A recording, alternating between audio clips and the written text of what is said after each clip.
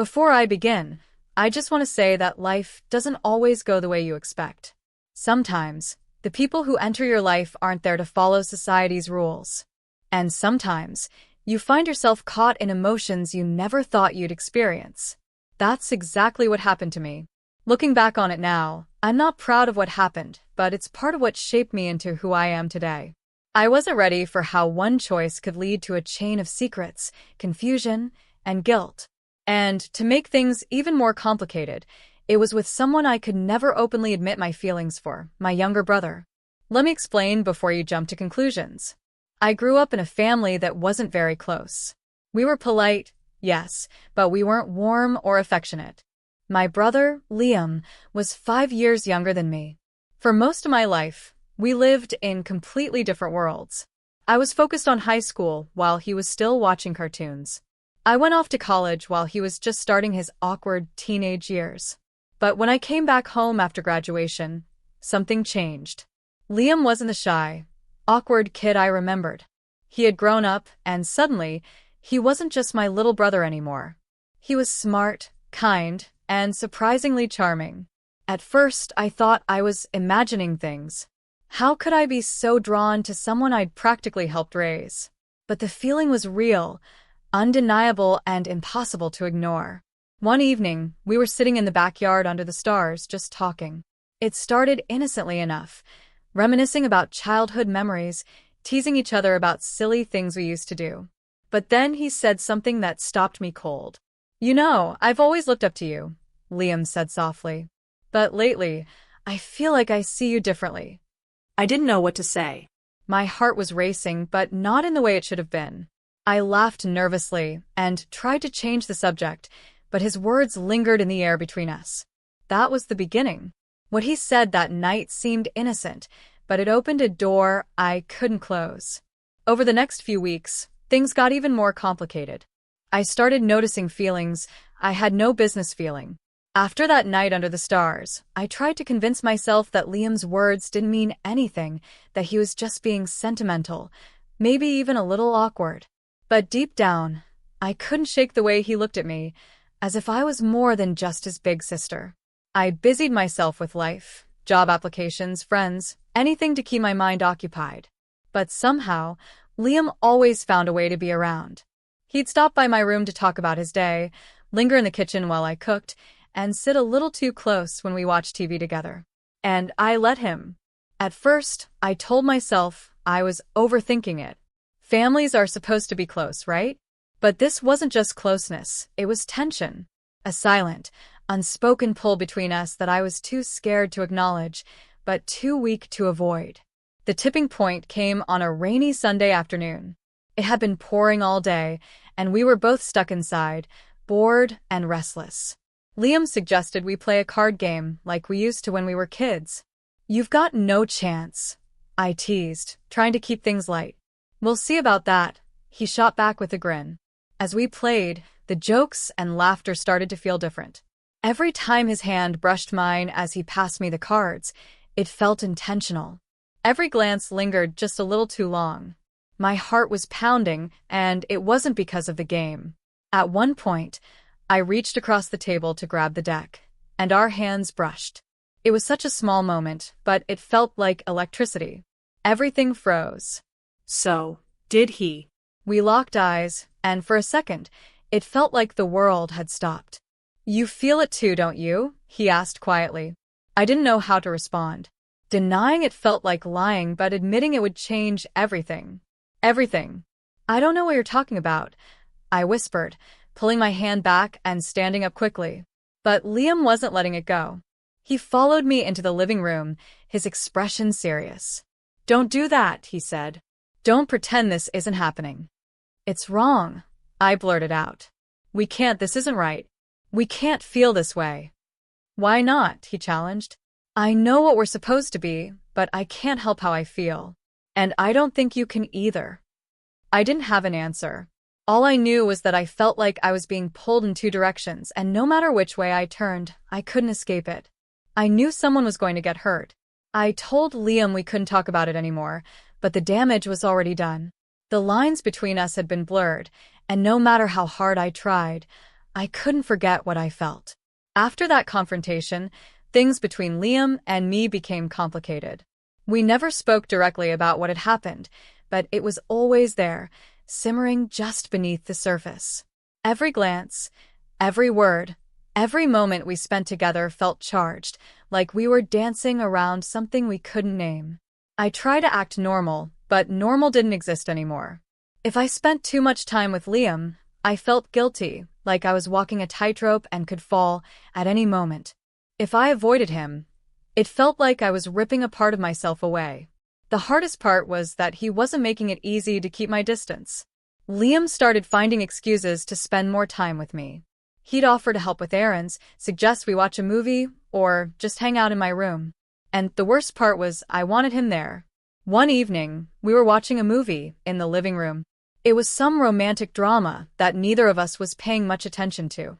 The lights were dim, and the rain outside created a quiet backdrop to the scene.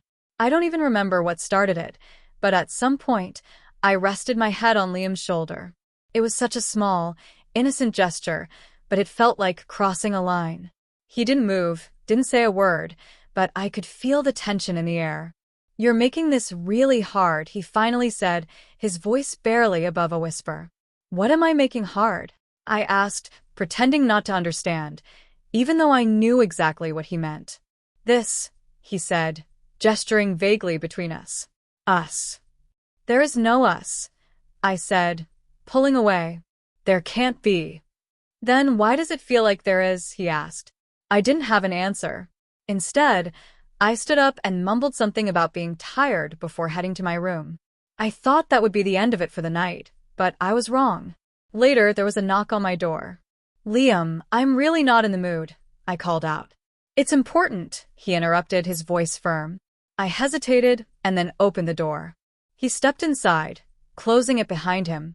For a moment, we just stood there, the silence between us heavy and uncomfortable. "I don't care what anyone else thinks," he said, looking directly at me. "I care about what you think, about what you feel." "I can't do this," I said, my voice breaking. "It's not just about us. There are consequences, our family, our lives, everything we've built. It's not fair." "Fair doesn't matter," he said, stepping closer. "I'm not asking you to do anything right now. I'm just asking you to be honest. Do you feel it too?"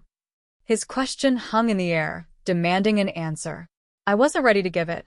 Admitting the truth would mean everything would change. There would be no going back. But how long could I keep lying to myself and to him?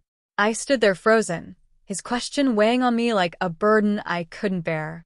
My heart was racing, and every logical thought in my brain screamed at me to say no, to end this once and for all.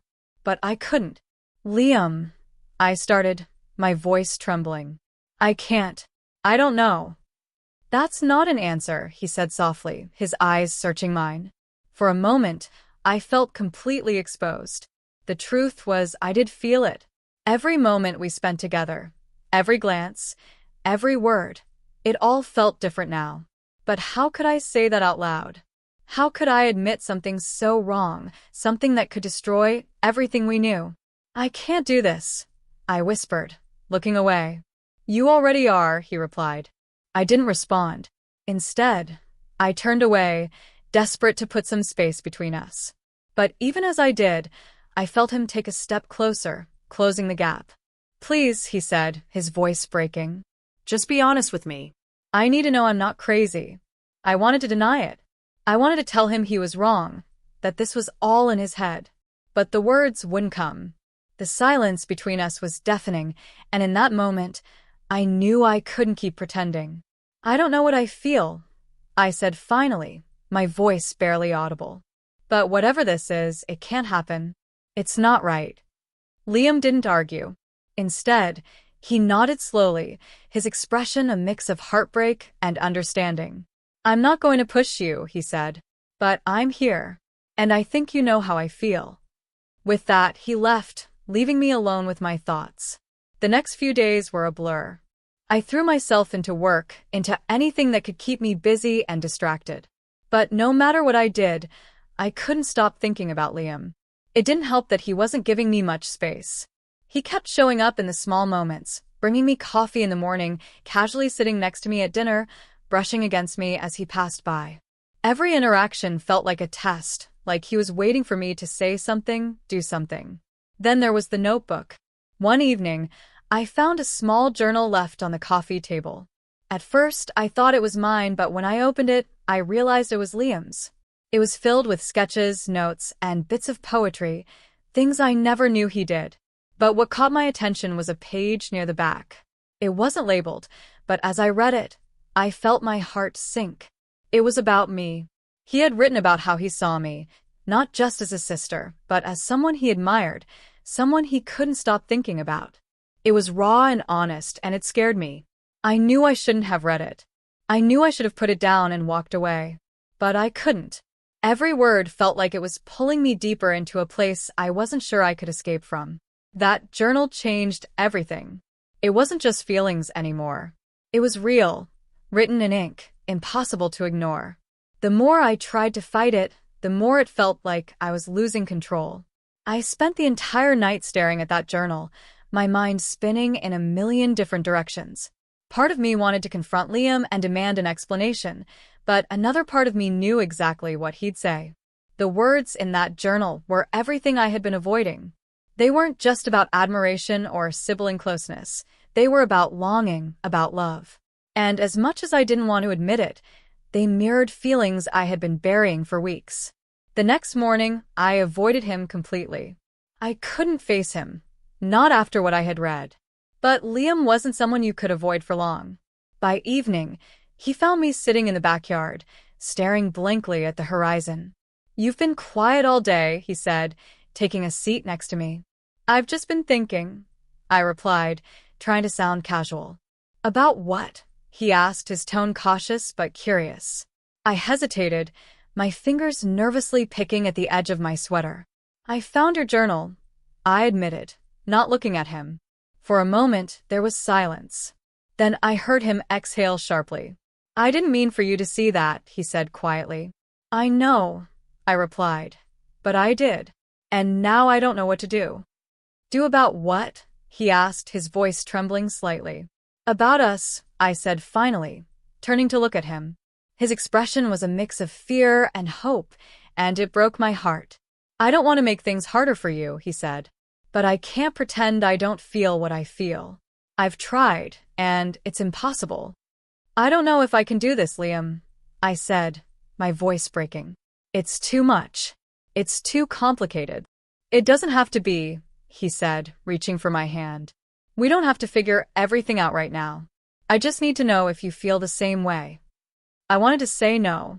I wanted to tell him this was all a mistake, that we could go back to the way things were. But I couldn't lie anymore. "Yes," I whispered, barely able to get the word out. "But that doesn't mean it's right." That admission set off a chain reaction I couldn't stop. Over the next few weeks, Liam and I danced around our feelings, never crossing a line but never fully stepping away from it either. Every conversation, every shared moment, felt like walking on a tightrope, one wrong move away from falling. Then came the night that changed everything. It was late, and the rest of the house was asleep. I was in the kitchen, unable to sleep, when Liam walked in. "You're up late," he said, grabbing a glass of water.